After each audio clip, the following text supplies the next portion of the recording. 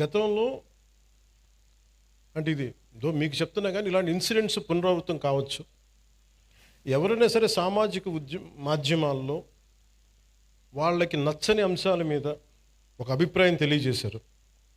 కొంతమంది యువకులు కావచ్చు, కొంతమంది వ్యక్తులు కావచ్చు, సామాజిక మాధ్యమాల్లో ఫేస్బుక్స్లో ఫోన్లు తీసుకొని మీ ఇళ్లలోకి వస్తాం, మీ ఇంట్లో ఆడవాళ్ళని కానీ ఆడపడుచుల్ని కానీ వీ గోయింగ్ టు వయలేట్.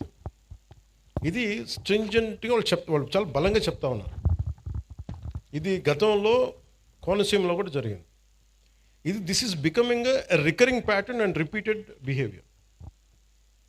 అందుకని నా clear cut instruction for user to the entire police department,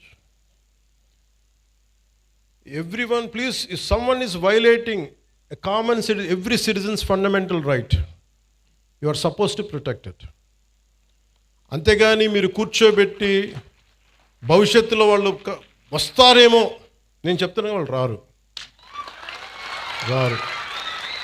దేనికంటే క్రిమినల్స్ని మేము ఎంకరేజ్ చేయం. This is my commitment. Criminals should not be encouraged, should not rule us.